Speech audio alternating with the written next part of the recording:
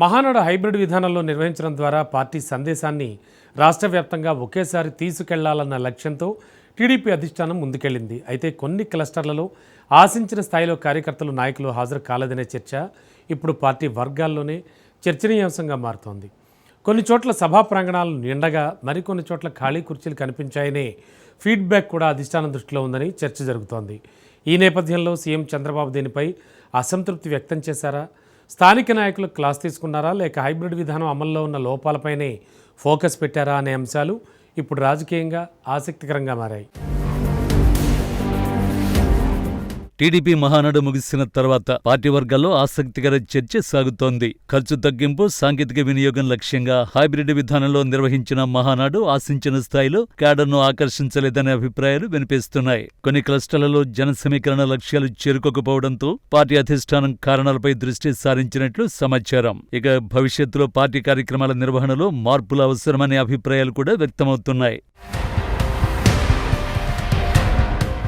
Cluster స్థాయిలో నిర్వహించిన మహానాడుకు ముందు భారీగా సమీకరణ చేయాలని అధిష్టానం నుంచి ఆదేశాలు వెళ్లినప్పటికీ ఆశించిన స్థాయిలో జన సమీకరణ జరగలేదట. పొదుపు చర్యల్లో భాగంగా హైబ్రిడ్ విధానానికి నాంది పలికిన టీడీపీ గిన్నిస్ రికార్డు దిశగా ప్రణాళికలు సిద్ధం చేసింది. అందుకే ప్రతి నియోజకవర్గం నుంచి నిర్దిష్ట సంఖ్యలో కార్యకర్తలను తీసుకురావాలని లక్ష్యాలు కూడా నిర్ణయించినట్టు చర్చ జరిగింది. అయితే కొన్ని ప్రాంతాల్లో స్థానిక నాయకులు పూర్తి స్థాయిలో ఫాలోఅప్ చేయకపోవడం, కొందరు కీలక నేతలు స్వయంగా కార్యక్రమానికి దూరంగా ఉండడం వల్ల క్యాడర్లో ఆశించిన ఉత్సాహం కనిపించలేదనే అభిప్రాయం వ్యక్తమవుతోందట. ఎన్నికల్లో గెలిచిన తర్వాత పార్టీ కార్యక్రమాలపై కొందరు నాయకుల్లో నిర్లక్ష్య ధోరణి పెరుగుతోందా అనే ప్రశ్న కూడా అధిష్టానంలో మొదలైందట. మరోవైపు హైబ్రిడ్ విధానం వల్లే ఈ పరిస్థితి వచ్చిందనే వాదన కూడా వినిపిస్తోంది. గతంలో మహానాడు అంటే వేలాది మంది కార్యకర్తలు ఒకే వేదిక వద్దకు చేరుకుని నాయకత్వాన్ని ప్రత్యక్షంగా చూసే అవకాశం ఉండేది. దీంతో క్యాడర్లో ఉత్సాహం, పార్టీపై అనుబంధం మరింత పెరిగేవని సీనియర్లు గుర్తు చేస్తున్నారట.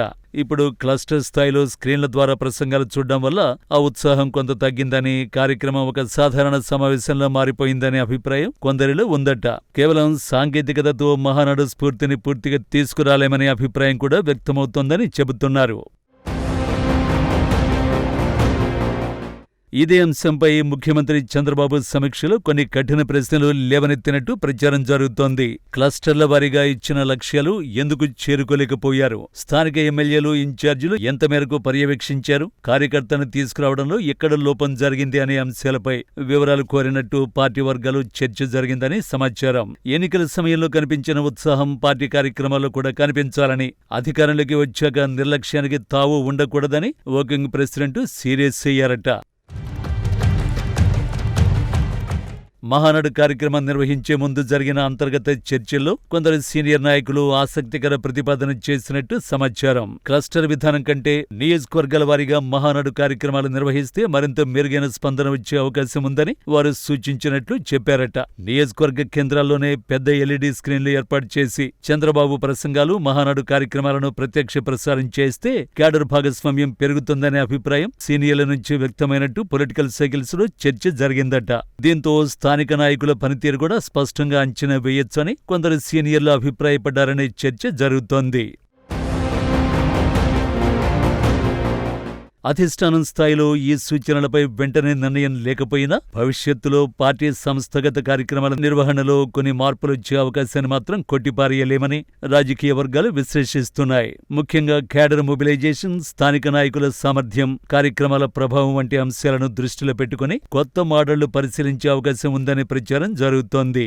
మహానాడు వంటి కార్యక్రమాలను కేవలం తీర్మానాల వేదికగా కాకుండా క్యాడర్ శక్తిని అంచనా వేసే ప్రమాణంగా చంద్రబాబు చూస్తారని, అందుకే హాజరు విషయంలో చిన్న అంశాలను కూడా ఆయన వదిలిపెట్టారని పార్టీ వర్గాల్లో టాక్ ఉందట. మొత్తానికి హైబ్రిడ్ మహానాడు ప్రయోగం పార్టీకి సాంకేతికంగా ఉపయోగపడ్డా క్యాడర్ మొబిలైజేషన్ విషయంలో కొన్ని ప్రశ్నలు మాత్రం మిగిల్చిందనే చర్చ జరిగింది.